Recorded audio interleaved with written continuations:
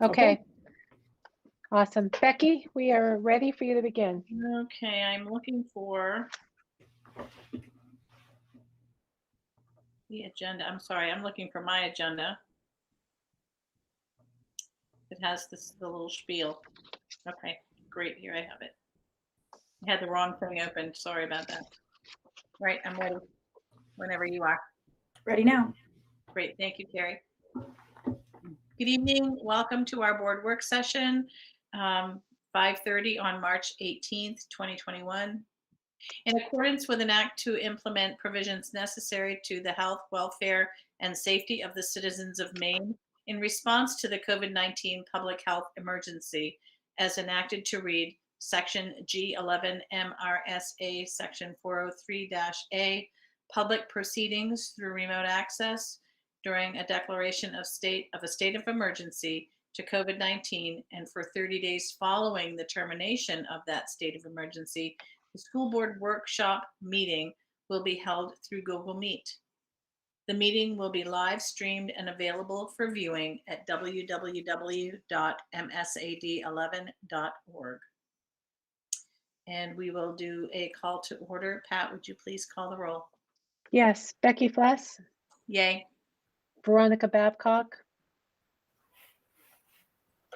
Yay. Nancy Fortier-Brown. I think she had said she could not be here this evening. Teresa Garrett.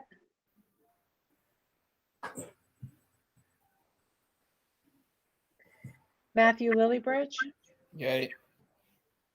Jim Lothridge. Yay. Nicole Medore. Yay. Matthew Marshall. Yay. Patrick Saucier. Yay. Alyssa Tracy. Yay. Cullen McGuff. Yay. Tony Beat. Yay. We know Quentin Martin is not here today, and Gwen Boldick-Ignasiak. Yay. That's the call, Becky. Great. Thank you very much. All right. Thank you all for being here tonight. We are fortunate to have Steve Bailey from Maine School Management, Maine School Boards Association, and Peter Femley from Drummond and Woodsum tonight with us to help us to understand our policies, help us to understand best practice for school boards, and to answer questions for any and all of you. So I would like to welcome both of them, and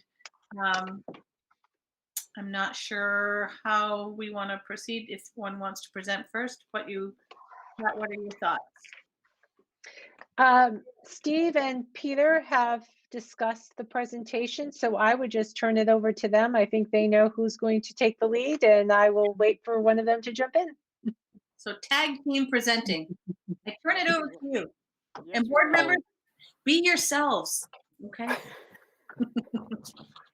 Thanks very much, Pat and Becky. I'm Steve Bailey, Executive Director of the Maine School Boards Association, as well as Maine School Management Association. And part of what we do at Maine School Management is to provide board workshops, board trainings for board.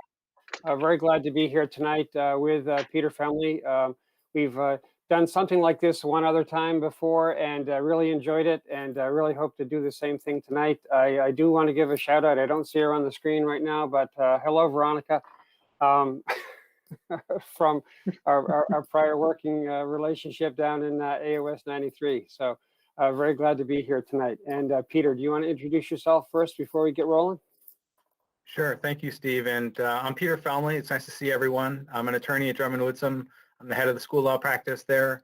And I represent schools all over the state on a full range of school-related issues, employee leave, collective bargaining, and some investigations, student matters.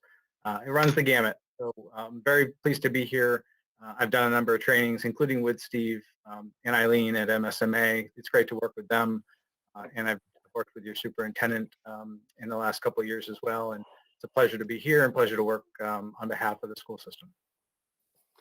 So what we thought we would do tonight, we did try to integrate our materials so that it wouldn't be one of us and then the other of us. So we have common topics that we frequently do talk about and are of concern to school board and school board members. and superintendents. What I do want to make sure that you have either on you or have available to you, we did make available to Pat, and hopefully she and Terry were able to get those sent out to you. There's a slide presentation that should be 3 slides per page of PowerPoint slides that I will try to operate from tonight, and we'll try to work through. Peter also has a handout from Drummond Woodsum that we made available to you, and he'll be speaking from that tonight. And then there are some additional handouts that I did make available that are some of your policies, some of the important topics of concern, some sample policies that you might not have currently in your policy manual that we'll also share and talk about tonight. So we'll try to operate from the slide deck. I think, Peter, you also able to slide to display your handouts, do you know? I could probably figure that out, but if you have the ability to toggle between, Steve, that would probably be best. Okay, I will try to make that work when we get to that point. I wasn't having success with a PowerPoint, but we'll see if we can do better with the handout. So we'll try when we get there. Thank you. So tonight I'll be working from the slides, and perhaps Terry, if you could put the slides up on the screen. You can't allow me to advance them, can you, or do you have to advance them, Terry? Is Terry still there? Yes. Okay.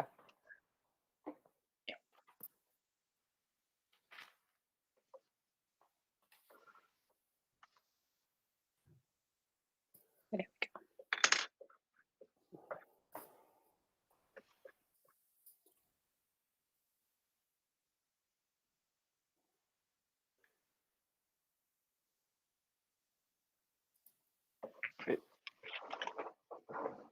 And Terry, do I need to ask you to advance?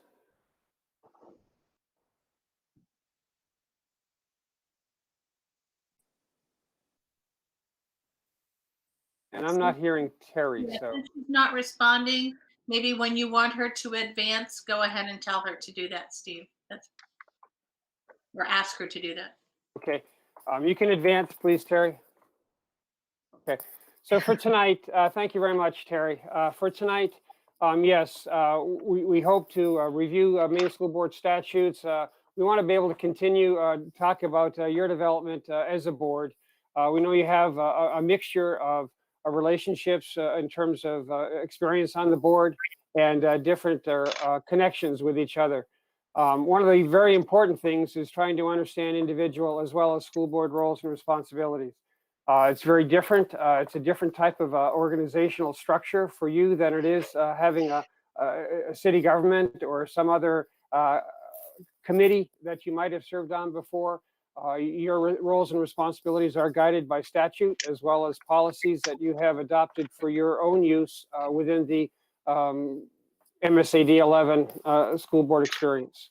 We also want to just continue to enhance board member learning. We think this is an ongoing process.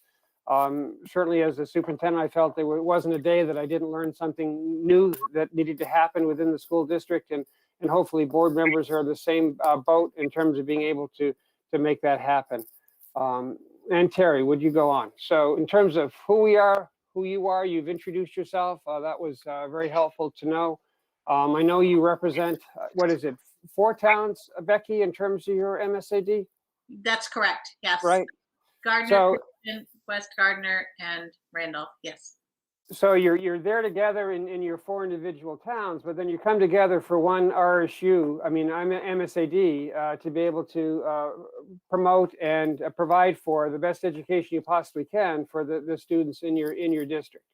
And we've talked some about what's in your packet. So go ahead, Terry.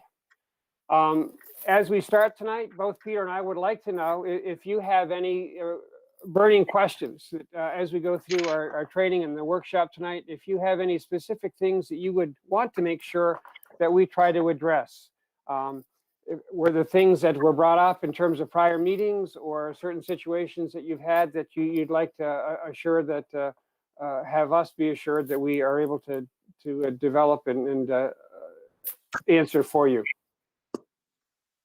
Board members, do you have any questions that have been plaguing you or sitting with you that you want to do right or want to just make certain that you understand? Now's a great time to put it out there. And if board members don't have a question at the moment, I would encourage individuals to use the comment section. Correct. And Steve and Peter, if you're able to check that box so that you can kind of monitor the comments that are being made or the questions asked, that might be a good way to proceed. That's a good- And- Pat, is that going to be in the chat box? Yes. Thank you. That's a good idea, Pat. And we want you to ask questions as we go through. We'd much rather have this to be interactive and have you ask your questions as we go than for you to wait till the end. So go ahead, Terry, and we'll keep on rolling. So as you know, school committees in Maine, you're governed. You are the governing body for your unit. You are the decision makers. You are the folks that have the responsibilities for that. It's within Title 20A of your educational statutes, Section 1. There are 20 sections now for you in terms of school board members and your responsibilities. And you've backed that up, and within your handouts that you have that we provided for you, you've got a couple of documents, number 1 and number 2, that really identify your policy BBA that highlights different aspects of what's included within the law. And what we'd like to try to do is provide Drummond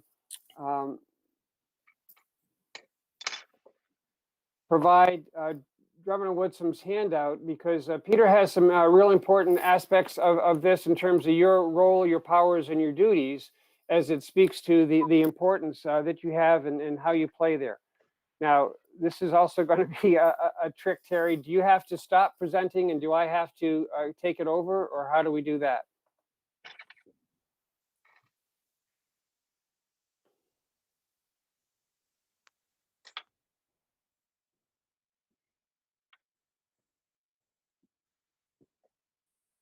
Okay, we will try to have that happen. Thanks, Terry.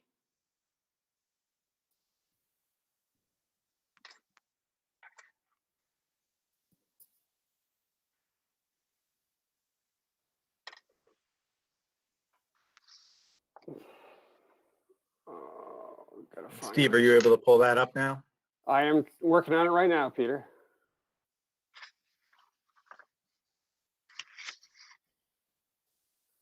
So while Steve is working on that, you know, in the years that Steve and I have been working with public schools, Steve as a superintendent and me as sort of outside counsel to superintendents and school boards across the state, I've had the distinct experience of having worked with school systems that work really well, boards that work really well together, and boards that don't, and sort of help boards through crisis, but also help them navigate through some smooth sailing as well.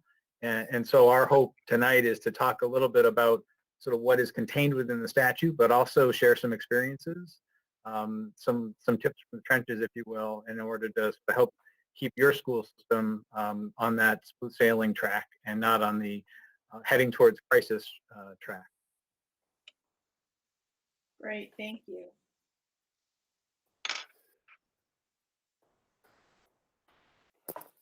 So I'm still not seeing on my screen yet, Terry, how to pull that up. Well, if the board members have the handout itself, I mean, I have a copy in front of me, and we can, I can handle it that way if that works. So in terms of statutory responsibilities, those are set forth in the handout, but the essence of your responsibility, according to the Maine legislature, is you're the responsible party for adopting policies, for selecting a superintendent, for nominating or considering nominations brought forward by your superintendent for principals and teachers. You're approving broadly the curriculum for your school system. You're eliminating positions, making sure you have the right number of staff. You're ensuring that the buildings that are operating in your school system are insured, and you're an employer and you're negotiating contracts with unions in order to provide wages and benefits to them. You're adopting a budget, and I'm sure you're doing a fair amount of discussion about budget this time of year. So those are the general powers and duties of the board. I guess I do want to jump off and tell you what's not written down in a statute anywhere about how unique your organization is. It is a couple of really important concepts to bear in mind. As a school board, you have a very special and unique relationship to your school community. Board members are elected by voters in the town, but once they're elected, the board's role is to follow the law, ensure kids are getting the education and that they deserve. And there's a Supreme Court case that dates back to 1924 that speaks to the unique role of your organization. And it's the Shaw versus Small case. If you have the school law book that my firm has put together, or the board member handbook, there's a little discussion of that case. But I want to talk a little bit about it because I think it hopefully will help you understand how unique and how important the board responsibility is. So it's a case about a young boy, again, back in the 20s, who the state pulled away from his parents and placed with a guardian who lived in Yarmouth. And there were a number of teachers in that school community who wrote a letter asking the student to be removed. And we don't have all the facts, but I think what was probably happening was that there were some discipline issues and some concern about that guardian and her role and whether she was living up to her responsibility to sort of instill values in the student. But I think it was a kid who was probably difficult in class, and a number of teachers asked the school board to remove the child from school, and they did. So they listened to that constituent group, removed the child from school, and the guardian and the family challenged that ruling. It went all the way up to the Maine Supreme Court, and the court ruled that the board had improperly excluded the child from school.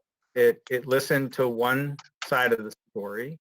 It didn't investigate. It didn't hold a hearing to exclude a child who was a resident in a town. There was an avenue for the board if there were disciplinary issues, as you now know, if there are disciplinary issues and they're serious, they can come to your level. You can consider them. There's due process that's part of that.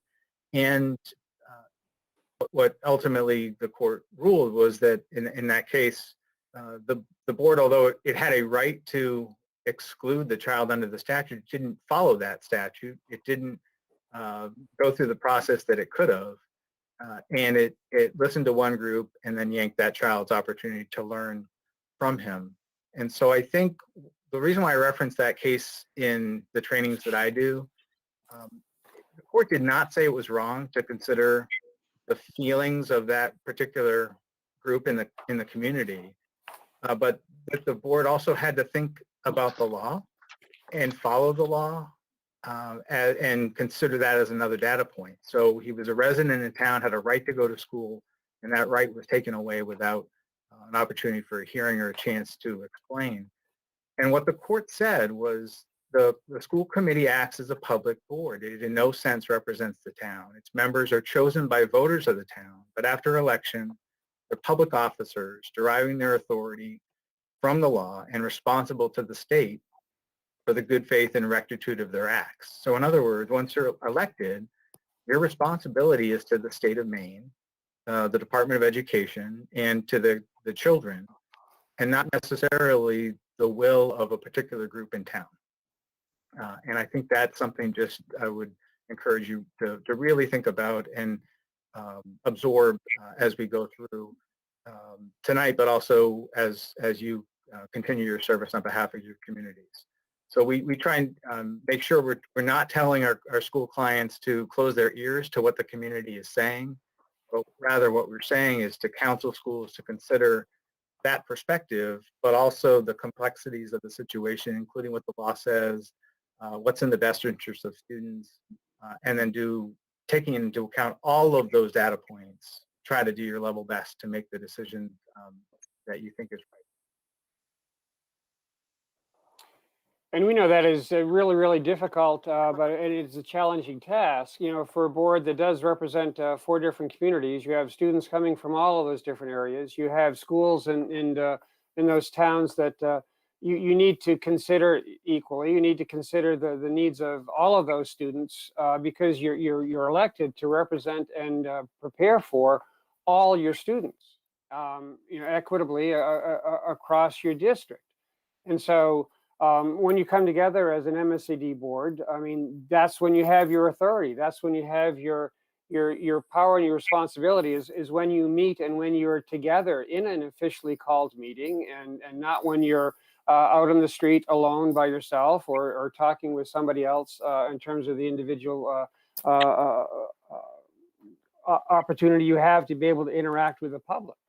So Terry, perhaps if we could return to the slides, we'll talk a little bit more about that aspect of things in terms of roles and responsibilities for individual board members as well as the board itself. Thank you. So if we could move ahead. So where I had just started, I mean, you campaign as individuals, but you serve as a member of a team, and we consider you as the governance team for your district. And together with the superintendent, you have some very difficult and challenging decisions to make.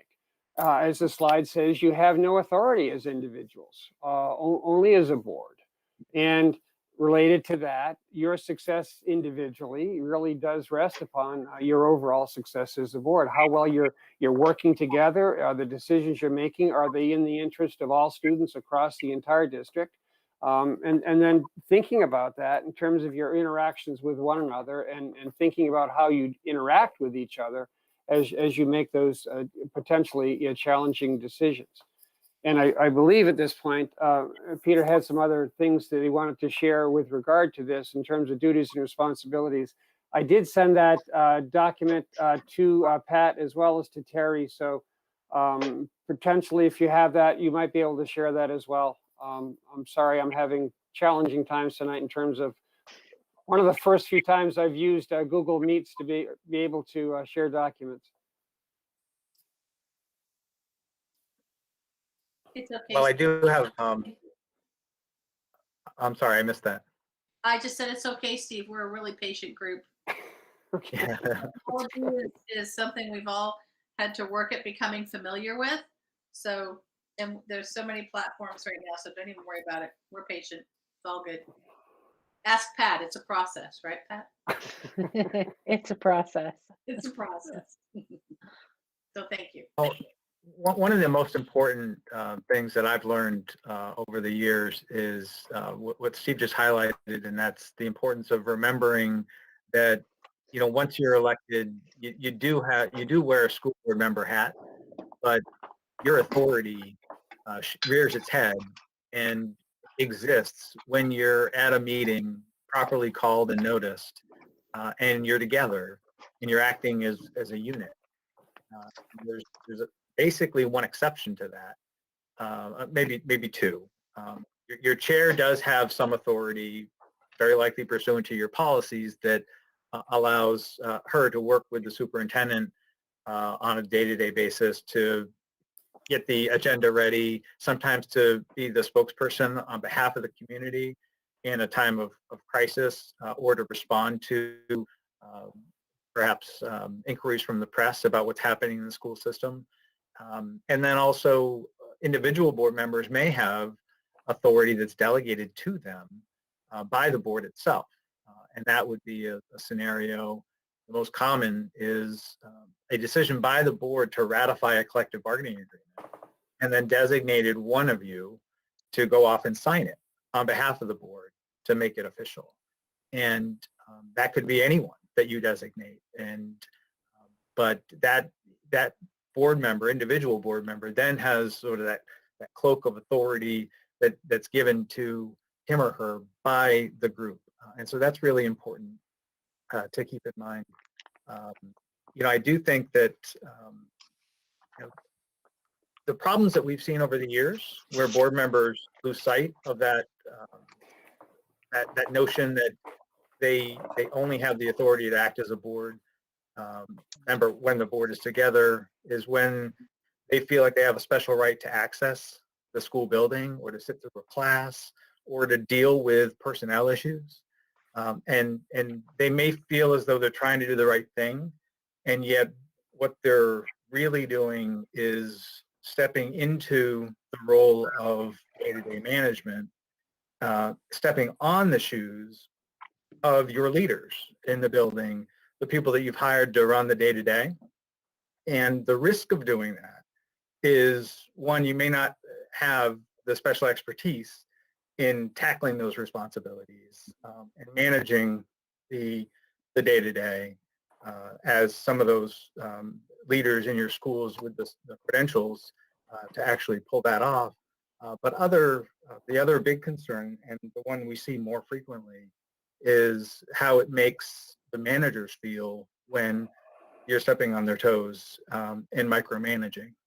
And we have seen a lot of administrators decide not to work in a particular school system and go elsewhere because they feel like they're being micromanaged. They're not allowed to fill the shoes that you've hired them to fill. And that's something that I would just your board to bear in mind. I'm not suggesting that you're not, but I think that's just something to always keep in mind about what actions you're taking, what message you're sending to the people that matter a great deal to you. And the people that matter a great deal to you are your staff and in particular, your leaders in the school building. So, anything else you want to Terry, add to that? if you could back up a little bit on that slide, go back down to the second, back down one more page. I'm sorry, up. You want to go to Roman numeral 2. There we go, right here. Okay. So as these pieces of what Peter was talking about in terms of individual board member responsibilities, these are things that are included both in your policy as well as they do come forward too in some of your code of conduct and your code of ethics that we'll talk about a little bit later. But these are responsibilities that you have both to each other as well as to the superintendent. And then if you do go forward to Roman numeral 3, Terry, thank you.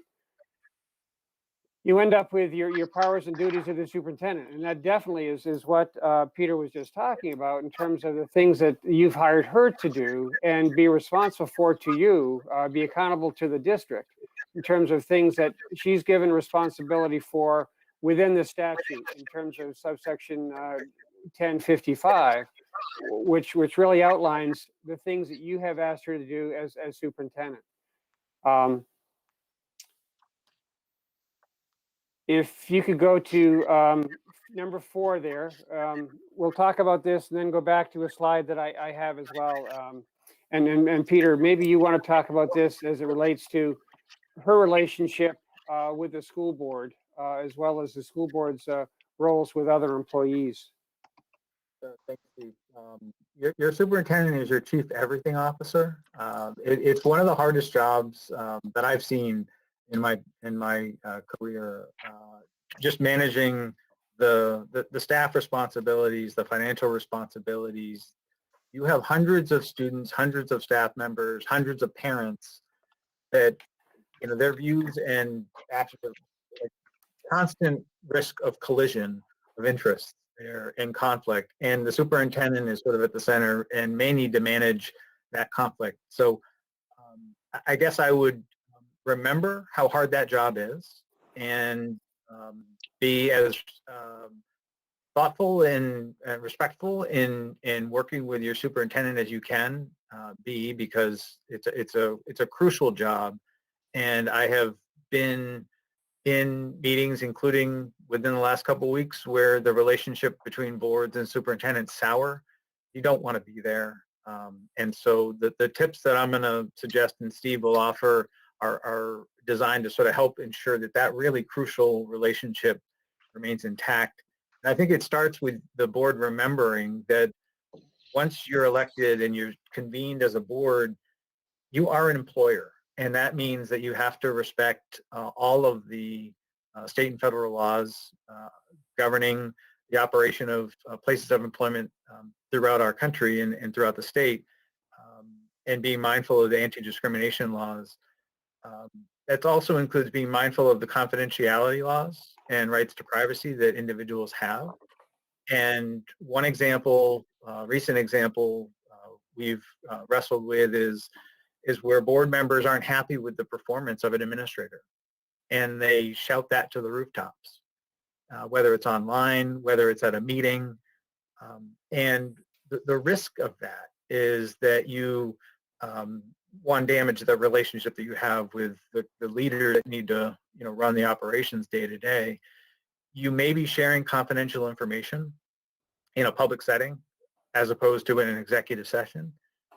And you may be exposing the district or yourself individually to claims of defamation if you get it wrong, and whatever you say online or in public hurts the employee's reputation. And so understand that comments about performance really should be directed to the employee in a executive session, or and that would be concerns that you may have with your superintendent. The superintendent or her subordinate sort of lead managers, the principals, assistant principals, they are the ones that will be managing the performance of other individuals in the school system. But it's important for you to understand that dealing with those concerns that you have in a respectful manner in private is a much preferable outcome, and is less likely to result in a dust-up or a lawsuit. And we have seen a couple lawsuits involving superintendents and boards where comments were made that allegedly damaged reputation. So be careful about that. So Terry, if we could revert back to the PowerPoint.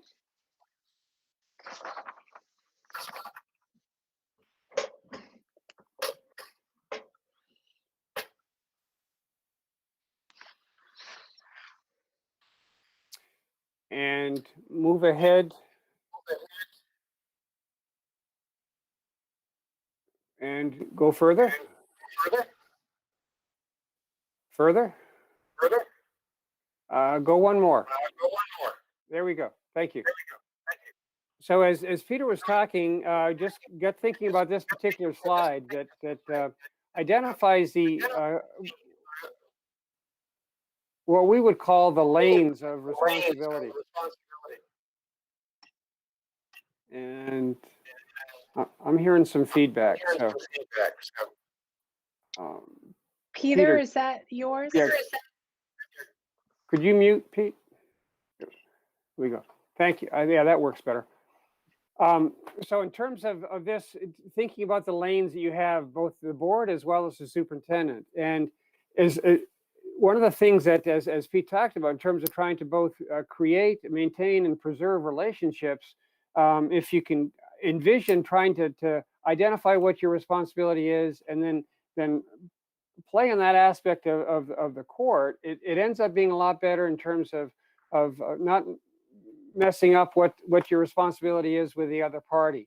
So in terms of thinking about the board role and board work, you're really more in the vision, the 30,000-foot level of thinking about vision, mission, and goals and policies. And you're thinking about what you want in the end.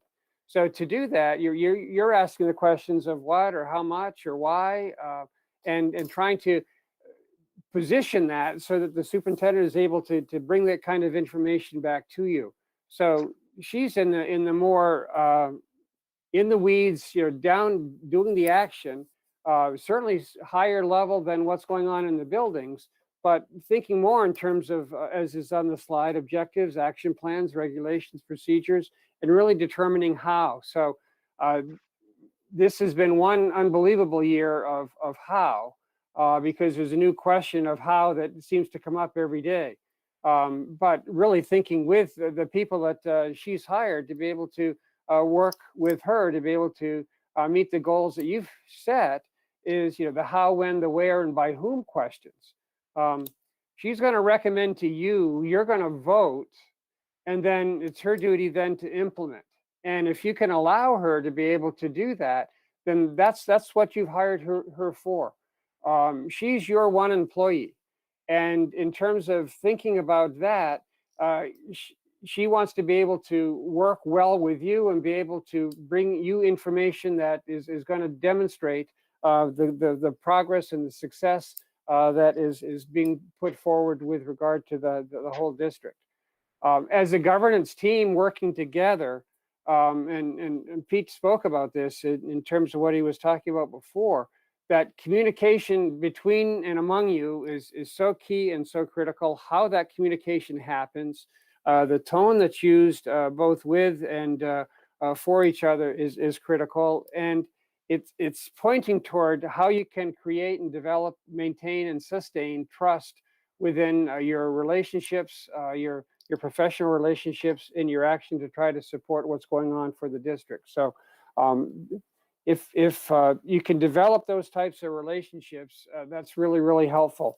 In your packet, and it's going to be number 7 in your handouts. You probably are going to see it now, but it may be something that you actually refer to at another time. But it's a type of communications agreement that we share with boards that we work with.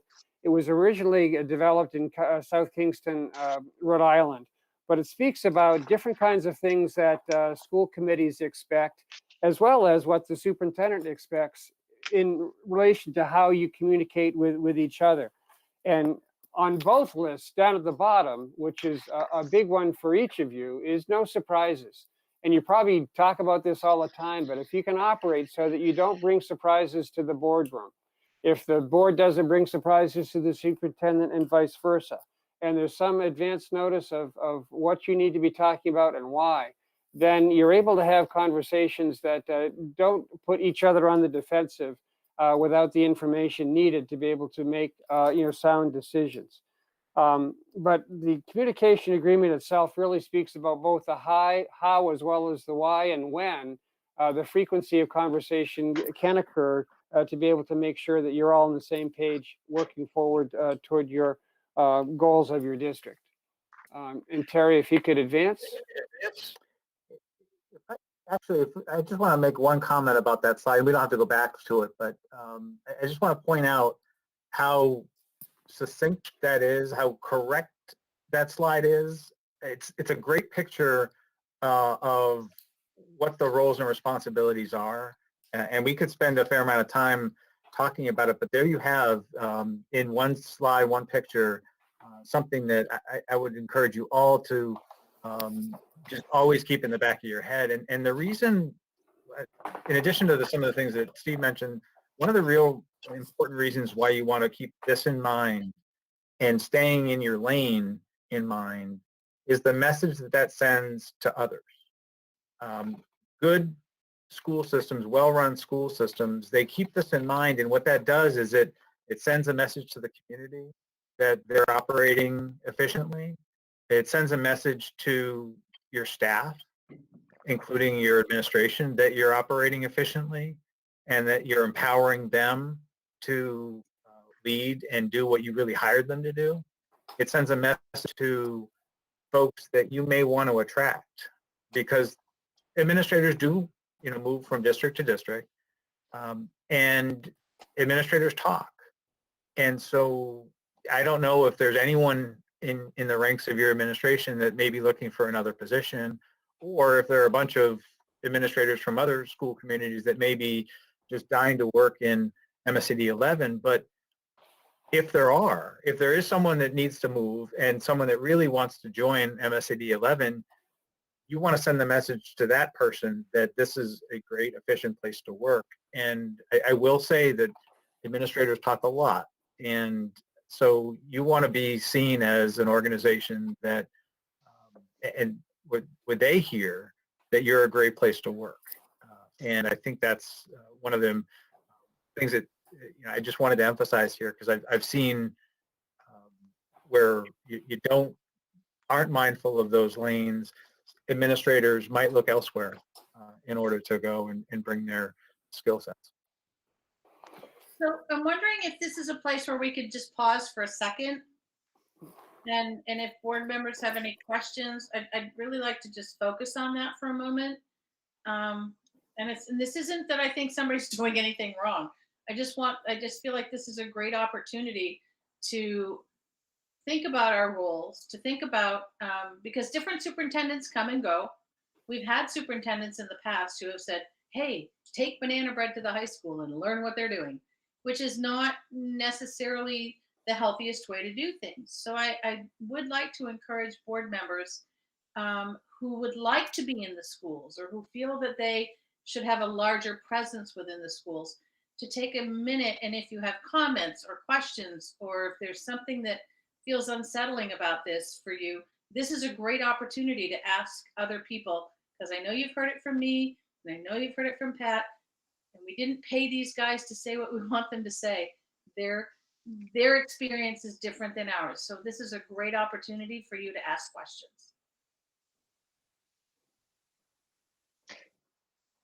Becky, Matt has his hand raised. Oh, yes, Matt, please. So more of a statement than a question. You know, I think that if more people that were, if people were, the people that were interested or are interested in running for a school board position could know the rules and the guidelines up front before they, and do some research, right? Before they run, they would know really what the expectation is when they raise their hand and they get sworn in. And you know, I think it's a system that works really well. And frankly, I will just put it out there. I had no clue before I ran. I just wanted to make a difference, and it's been an easy transition for me because, you know, I'm an ex-military guy, so I follow the rules for the most part. Some of the rules I don't like, but I understand why the rules are in place. And the other thing is the public really doesn't understand either. So I've spent quite a bit of time when I've had constituents call me, including family members, call me, and they're upset about something, or they're, you know, why don't you do something, or, you know, whatever. And I have to explain to them how the process works. And they may not like it, but that's the way it is. And you know, and I try telling them the contrast between the school district and the city council, for example. We have a lot of rules and regulations and laws that we have to go by that they don't. You know, and I think that I honestly think it's a good process. I think that it works. And if the public and the people that, as I pointed out before, if the public and the people interested in running for office really knew what they were getting themselves into, they could make a better decision as to whether they wanted to do it or not. So, you know, we're really fortunate. I think this is I'm going into my last year of my first term, and I don't think we've had any major issues. We've had a few, but I think we can all agree that our relationship with Pat has been actually a really good one. So we're very fortunate, I think, in this district, frankly. So that's all I have to say. Thank you, Matt. Jim? I kind of guess you're talking to me a little bit, Becky. I would never do that, Jim. You know that. But I will say I want to give you an opportunity because I know you have feelings about I this. appreciate that. I do believe that we should actually see the schools and know what's going on. I certainly don't want to run a school. I don't want to run a teacher. I don't want to run a principal. I really don't want to run a superintendent. I just like to understand more what goes on in our schools so we don't get a surprise. I don't have a good way of doing that yet, but I think there is a way. I do dislike the term of staying in my own lane. I don't like that at all. Mm-hmm. It seems like it develops an us versus them approach. I see objectives being a collaborative effort. I don't think I should be setting visions, mission. I think that's ephemeral. It just kind of out there in the ether. Goals are concrete. Objectives are concrete. I think we could do some collaboration on that. It doesn't necessarily have to be with the whole board. It doesn't have to be with me. Obviously, Becky is involved in it, and I'm sure Veronica is, but I think that's probably what I think should be a little more. I don't think I have anything, I've definitely kept my mouth shut all through this pandemic because I think Pat has done a fantastic job with getting our school district through this. I don't think there's a school district in this state or this country that could say it's anywhere near our size that could say they did a better job. None. So, but I just have an approach. I'm an old businessman. I like to see things. I know this isn't a business. So anyways, that's my thoughts. And I do appreciate this, but I don't like being in a lane. So thank you. It's one of the things I've come to love about you, Jim. You're a lane crosser. I'm not, I am, but I try not to step on too many toes when I look at that. So anyways, but thank you. I won't take up any more time. And it's good, Jim. We continue to talk about it. But if there's anything, Peter or Steve, that you can offer to be helpful for Jim, that this is a great time for that. Feel free to jump in. I'll just say that I believe that when you're talking about a vision and goals for your school system, getting in a room together and collaborating and listening to what your chief everything officer has to say, given her level of education in dealing with these issues and her experience of what can work, what can't work, what other schools are doing, that's all information that she can bring to that discussion that you really should listen to. That doesn't mean you can't bring your own views into that discussion as well and bring your own experiences or what you're hearing from others also into that discussion to shape the vision. But I do think ultimately, if you keep in mind the importance of setting the direction, that's the board's responsibility, with implementing that directive being the superintendent and the administration's responsibility, that will serve you well going forward. Thank you, Peter. And did you have another hand raised, I think? I can't. Oh, Cullen. Okay. Yes, Cullen. Thank you. Sure, thank you. Peter and Stephen, since we have you here tonight, and you have the benefit of seeing how multiple different districts work, across the state. Are there any practices that you see in other boards that you would recommend to us that you don't see us doing currently? It's hard to know what you don't know, whether it's committee structures or reporting requests from the admin or just fiduciary responsibility. What are you seeing out there that you think gets a gold star that we should look at? Well, Tackle this first. am I on? Can you hear me? Yep. Yes. Okay. If we could, I'm going to try to answer that, Cullen, by going to the next slide, Terry, if you also could do that, please. Because this goes to Cullen's question, it goes to Jim's, it goes to what Peter was talking about before. And this is a part of that lane conversation, Jim, but it's really not. But it really does specify, it really does help clarify within the statute itself in terms of what are some board responsibilities and then what are superintendent responsibilities. So if we think about this statement, board member roles, recognizing the responsibilities to not to operate the schools, but to see that they are well operated. And part of that conversation about to see that they're well operated really has to engage the superintendent in terms of what's going on and how are you going to do it. But not actually to be the administrator. And you mentioned that you really aren't the administrator. You'd want to be the administrator.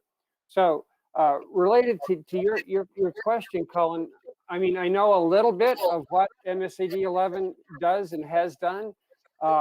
From what I hear and what I see, I think you've got some efficiencies that have been built in here that actually add to the effectiveness of how your school district operates. One of the ways of being able to check that out really is, and this is a manner that Becky and some others of you have participated in, is attending some of our regional meetings that we have too, to be able to ask some of these same questions to find out how do you as another district, do something that you might have some questions about?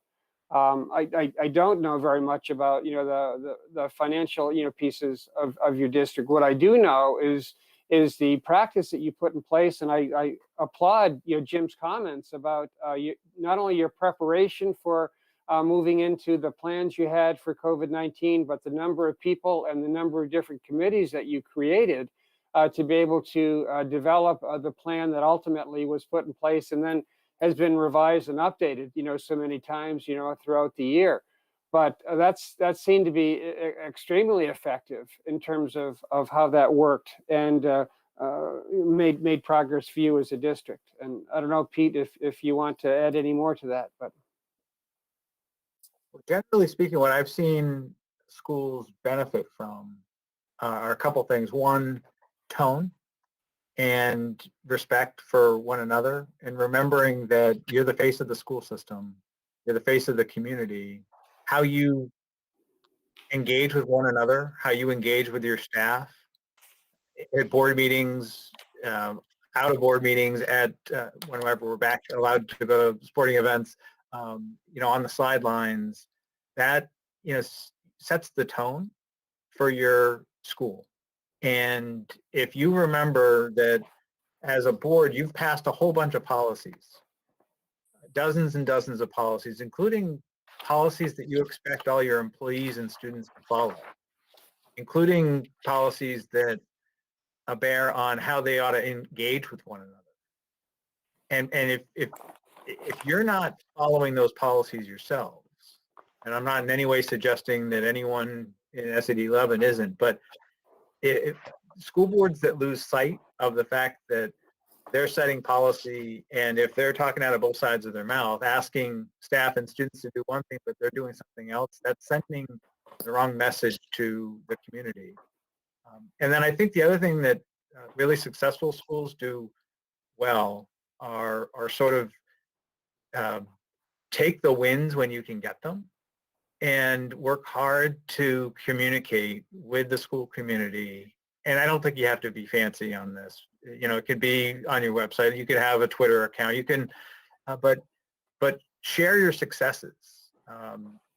Acknowledge the work that people are doing, the great work, the wonderful successes that kids are having in the classroom, teachers are having in the classroom, custodians are having with respect to cleaning up after graduation or something to that effect.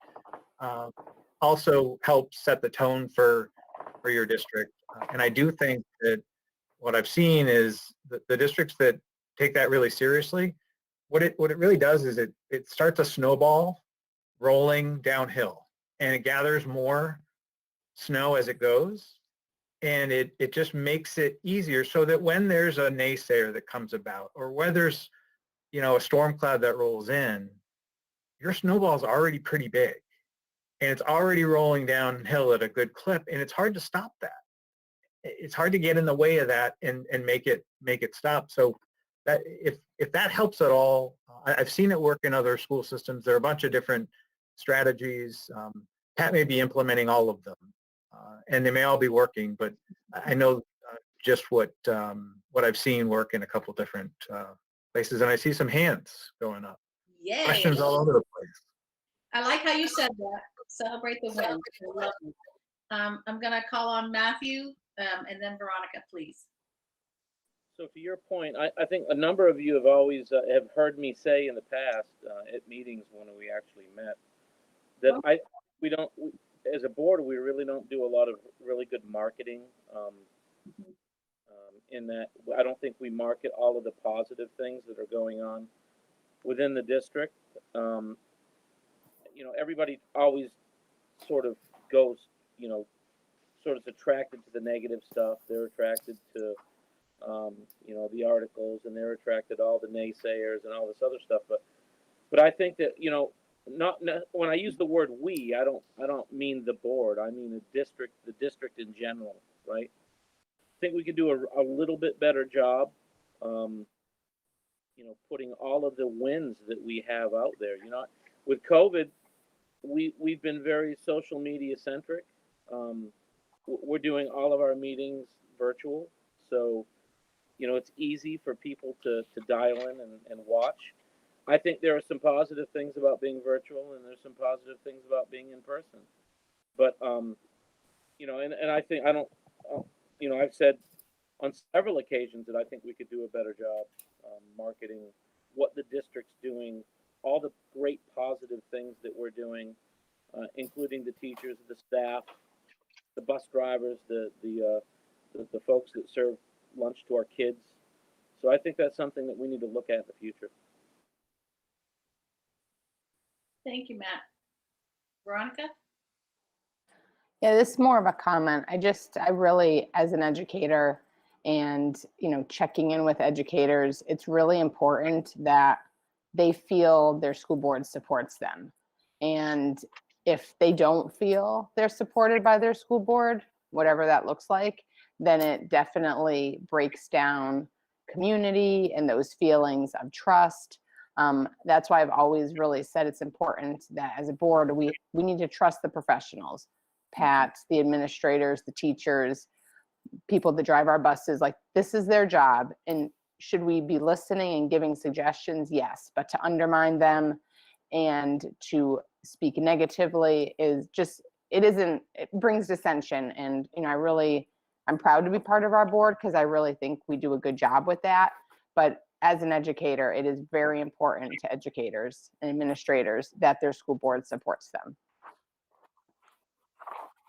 Thank you, Veronica.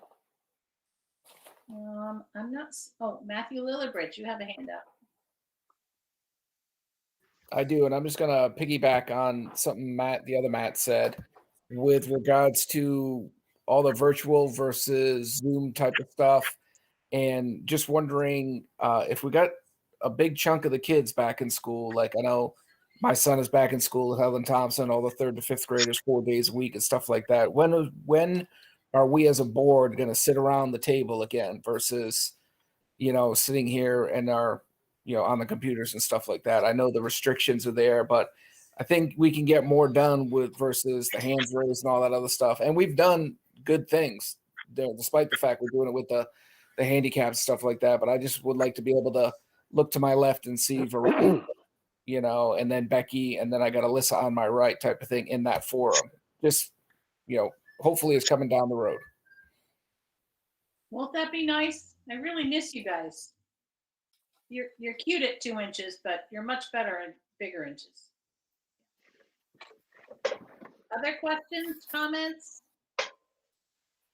Yes, Jim. Yeah, I look awful old when I'm in this way. You know, you're so close to your face. But anyways, that isn't what I wanted to talk about. I couldn't agree more with Matt about getting back into the boardroom, but I do not want to stop using this method of getting to the public. I want us to be broadcasting everything we do in that board meeting.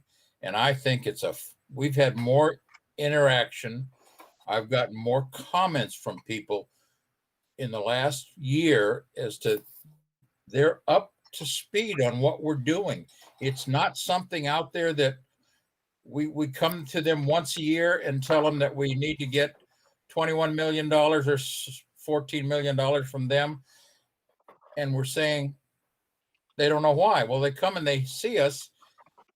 They feel like they're part of it. Right. And I'm getting a whole positive vibe from everybody I talk to. So that's one thing we need to make happen when we finally go back into the boardroom. And if we do that next month, I'm happy. So, but thank you.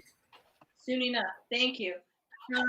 If there aren't any more questions, I think we should move along a little because we're going to run out of time.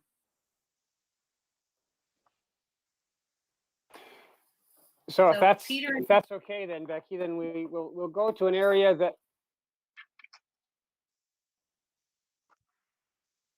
we'll go to an area that really supports what you've been talking about, and that's really another policy that you have developed. It's one that really guides your actions and your interactions with each other, and that's your board member code of ethics. We really kind of look at that as your roadmap for working together with one another. And if you can look at these, you can just remember them and remember what's in them. It's crucial to your the tone that Peter talked about before, your ability. I mean, you're showing it all the time tonight in terms of your respect for one another and the way you appreciate, what you've been able to do as a district. That's going to take me to another little area, though, and because of time, I think we're going to move ahead. Terry, if you could move ahead to slide number 21. We're on 12 now, but just advance forward to 21. There we go. We want to talk a little bit about communications, and communications start with a policy you have. It's typically a policy BEA. You have it and the use of email for board members. It talks about how you need to make sure that you're aware that anything that you do as a board in terms of communications you make is accessible as a requested document through a freedom of access request. That you want to make sure that you're not sharing confidential information through your communications that you do. And that also you protect the privacy of your staff and students in terms of how you actually use your email. I would project, and Peter, I think would agree with me, that we would project not only this policy around email, but that there ought to be, or there could be, a policy around school board member use of social media. Of a sample policy that can be used and developed, because social media itself, especially where we've had to rely so much on electronic communications, it can be our friend, and it can certainly help us with regard to marketing and with regard to promoting all the good things that are happening, but it also can create problems for the school district, especially depending upon what's shared and how it's shared and who it's shared with. I know Peter has two different sections with his handout, both section 5 as well as section 6, that speak to email and social media, and I'd like to have him have the chance to share some of that information with you as well. I guess what I would say about the freedom of access law is it's in Title I of the Maine statutes, and I think it's there for a reason. It's one of the most important laws that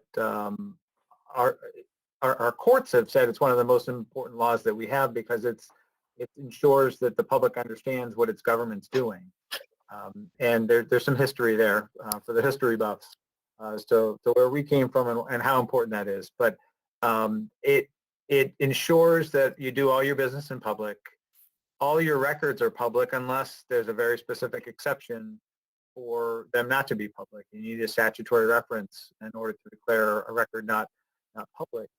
And I guess going back to my metaphor, I suppose, with the snowball gaining snow as it goes downhill and gaining some momentum, the more I see school boards and superintendents work to ensure that the word is getting out, that they're towing the line, they're doing everything they can to do as much of the work in public as they can, it sends a message to the community, to the staff, that there aren't any secrets, that they know what they're getting.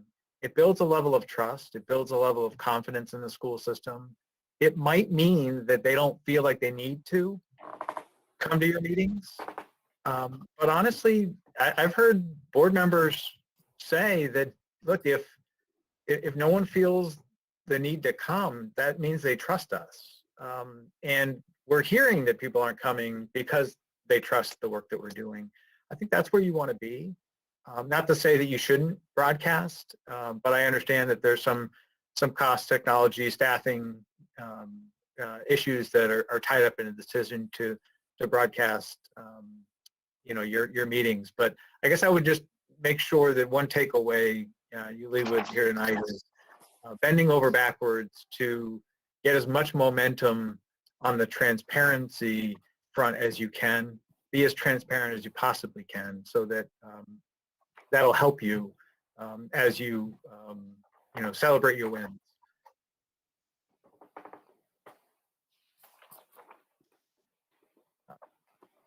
So are there I other would- aspects? Go ahead. Yeah, and I think, in terms of just some core legal principles, you need to notice your public meetings, and that doesn't mean you can't have an emergency meeting. You just have to provide as much notice as you possibly can and get the word out quickly. I think you are allowed to and really should, as I pointed out earlier, talk about certain matters privately, but you have to have a hook on which you hang that hat to go into executive session. And a tip is when you go into executive session to talk about X, don't talk about X and Y and Z. Keep it to X. If you need another executive session to talk about Y or Z, go into executive session for Y, go into another one for Z. But keep those lines really, really clear because, again, it sends a message to your community. It's also required in order to sort of keep the focus on one topic. And then with regard to public records, everything's going to be a public record unless it is not. That includes your personal email. That includes your text messages if it relates to school business. So be mindful of that and remember that you're trying to gain traction and gain momentum and helping people see that your school system cares deeply about this important law and wants to keep the public informed. So don't communicate privately about school business electronically. When it comes to social media, that can be a great way to celebrate your wins.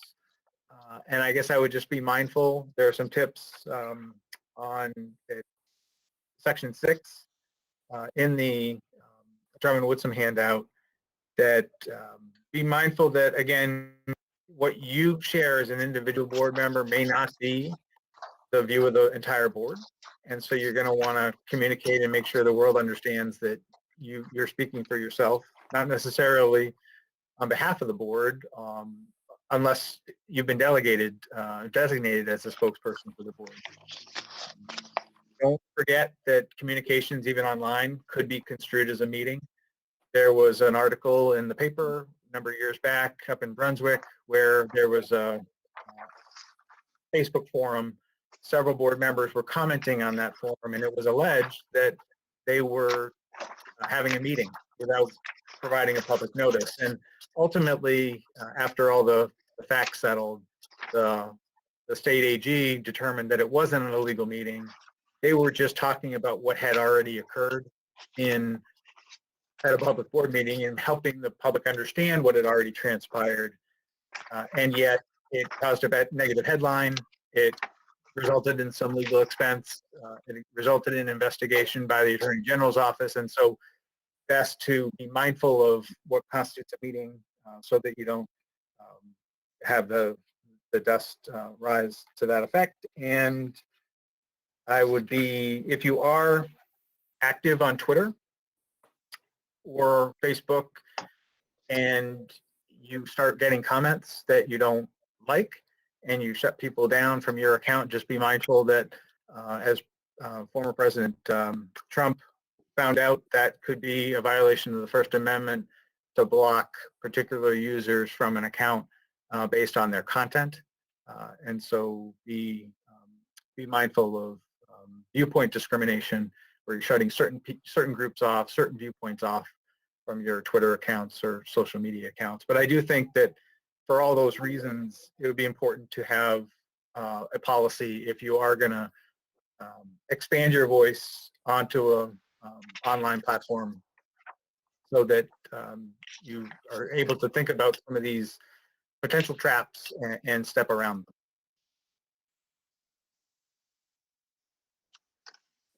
Good wisdom there. So Terry, if we could. What did I move miss, on Steve?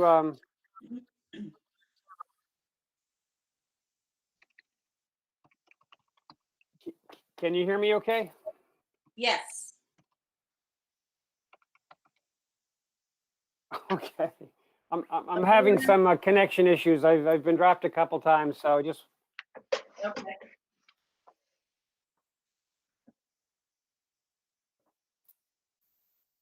I was just going to suggest, Terry, that we move on to slide 27, if you could. Thank you. One of the areas that we do deal with a lot as boards is being able to interact with, as well as react to, concerns or complaints that we do get, in terms of trying to make sure that we try to seek resolution at the lowest possible level. And policies that you have policy KE that helps guide that, to make sure that information that comes to you has already had the chance to be able to be reviewed or possibly taken care of, either at the teacher level, at the principal level, at the superintendent level, before it would come to you as the board. And that's something just to continue to monitor and try to help direct and inform, as well as instruct your public in terms of who to go to when they have a question, when they have a concern, and be able to both learn that yourself as well as to be able to practice it. Again, Pete's got some other information within his particular handout, having to deal with communications, as well as some protocols, and perhaps, Pete, you'd like to share some of that information now too. Sure. Really, three basic bullets. One you've already shared, and that is try to resolve or allow the complaints to be resolved at the lowest possible level. And that really makes sure that concerns can be fully vetted before they get to you. Sometimes additional facts need to be developed, and data needs to be provided. And I think the other, in terms of communication, also really important to speak with one voice. And a lot of boards have a system in place that if there's a call from a reporter to talk about a education related issue, individual board members know to refer. Sometimes it's to the chair, sometimes it's to the superintendent, sometimes it's either or, but or both. But they know that there is a designated spokesperson, someone that would be closer to the issue, would be able to inform the public better on a particular issue, and would be able to, sometimes that's a delicate conversation. You want to, you're not able to share anything about personnel or the student issue, but you want to convey a sense that, you know, the school takes things seriously, follows policies, working with the authorities and legal counsel to navigate a potential crisis. And, you know, sometimes, you know, it's helpful to have an expert in communication strategy sort of tackle that response. So give some thought to, if you don't already have a procedure in place, to implementing one so that you can ensure that you're speaking with one voice and you're not cross-talking, because if you're cross-talking, that's one way to minimize the effect that I mentioned about the snowball rolling downhill. That can cause a little bit of a steep incline and slow your progress down. The one other thing I would just say, and it goes to the point of allowing your managers to deal with the complaints on the front lines. I've handled a number of employee complaints, citizens that are complaining about staff conduct that end up bubbling up to the board level eventually. And I've heard a number of superintendents, a number of board members say to me,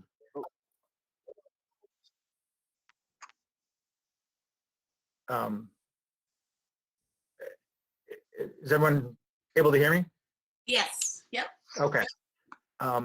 So there are instances where a citizen may make a complaint against a staff member, and that complaint may bubble up through the complaint procedure up to your level. I've heard superintendents and board members say to me that that's about the worst experience that they've ever had to go through. And so if you can avoid that by allowing others to try to process, deal with, resolve those complaints at a lower level than you, better than spending an entire night watching people weep in front of you behind closed doors in executive session, because they are incredibly difficult situations. There's really no great resolution. Someone's going to walk away unhappy.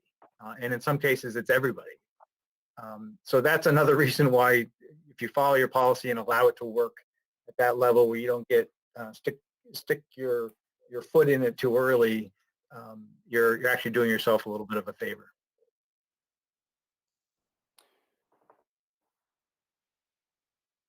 So Peter mentioned executive sessions, and obviously there are times when you will have those concerns or complaints, come up to you. There are times also when you intentionally schedule executive sessions to talk about information that only legally can be talked about in executive session.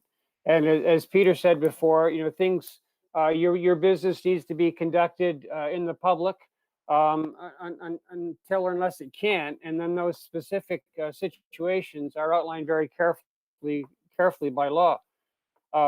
Executive sessions need to be, you need to vote and have a 3/5 vote, positive vote to go into executive session. And as Peter said, you only can talk about that which you're expected to be able to talk about and have stated you're going to talk about it when the motion was made to go into that executive session. The other part of that is executive session means that the information that you're talking about is private, it's confidential, and it's not to be shared outside of the executive session that you're hosting.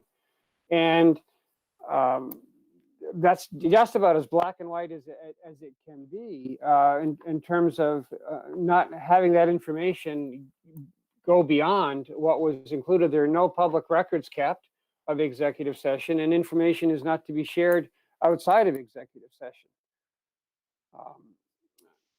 Peter, what else would you add there? I would just put an exclamation point at the end of that statement. Okay. So we've had, not to get down to the weeds about this. We're going to about, go ahead, Becky. I don't want to get in the weeds about executive session, but we have in the past had times when board members, not this board in particular, but past board members that would like to just meet in executive session so we could just talk about stuff. And so thank you for shaking your heads no. But I just think it's really important for board members to know that executive session is not an opportunity to close the doors, lock the doors, and say all the things you want to say that you can't say in public. And it's really important to understand that.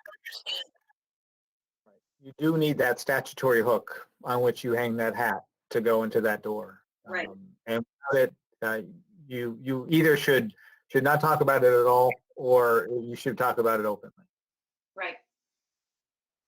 Thank you for that clarity. Back to you. So with that, based on time, Becky, we've got about 5 minutes left of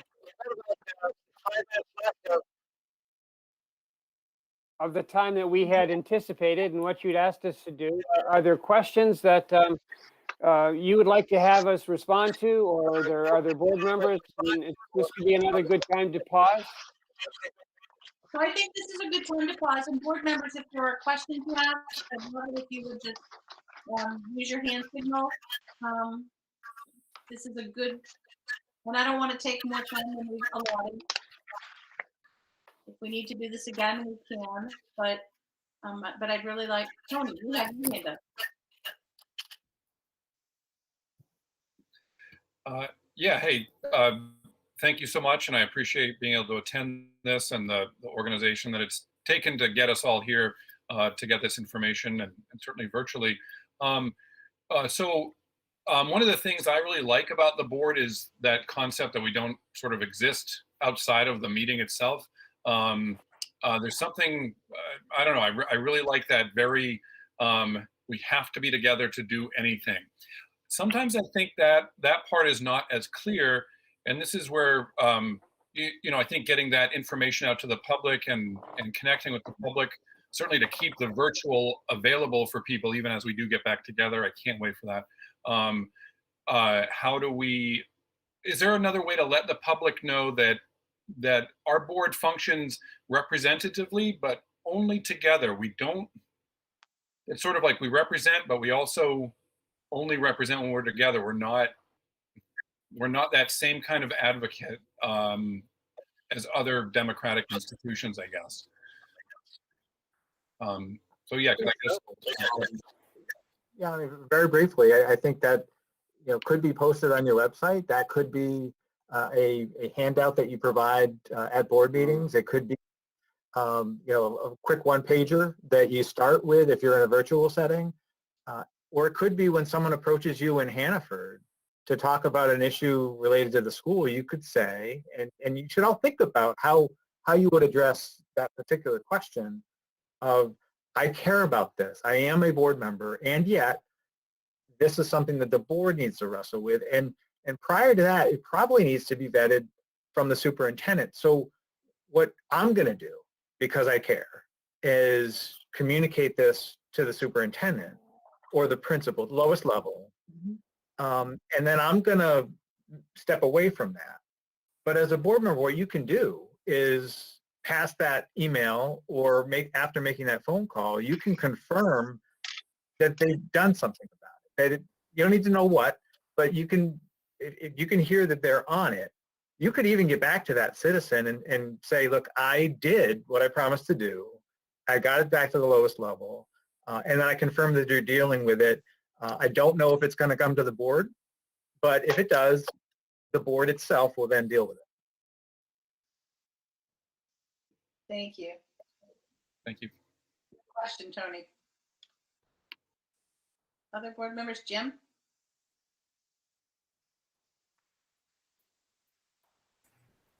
No, I think Tony's absolutely right. I have had people come up to me, and the thing that I will always say is that I am a board member and I really can't solve your problem, but I can pass it along, and I try to get them to do it themselves, either to the principal or the superintendent if necessary. But I don't think we should shut them off from communication. They need to know that we care about their issues. We can't solve their issue because we aren't the board, but we need to let them know, because we're going to, and I keep going back to money, because we keep asking them for a whole lot of money. And I know I hear in my own town when they talk about there's going to, out of the town's budget, 80% goes to the schools. And they have a right to understand that we care about how we, and that we are concerned about how we spend that money.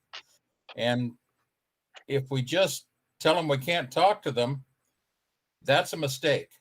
I think we should, and I don't want to, we shouldn't be out there telling them what is going to be done, but we ought to be there helping them find out what they can do. So that's all I was thinking about. So thank you.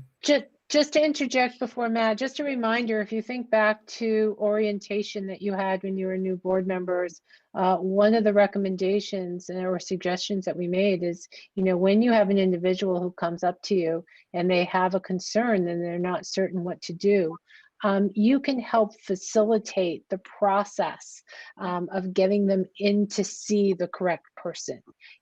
Offer to say, hey, I'd be happy to call the building principal for you, or call the superintendent, and kind of open that door for you, and then back out. So that is another avenue that certainly can be used, so that the community knows what their options are and how to gain access to the right person. But that's true, and it's also really great then, if you do something like that, to let the superintendent know that you've done that. Hey, I just gave Jim Veronica's information, and she's going to be looking for something. Just so that everybody, so again, goes back to the no surprises. It's just good to keep everybody informed along the path.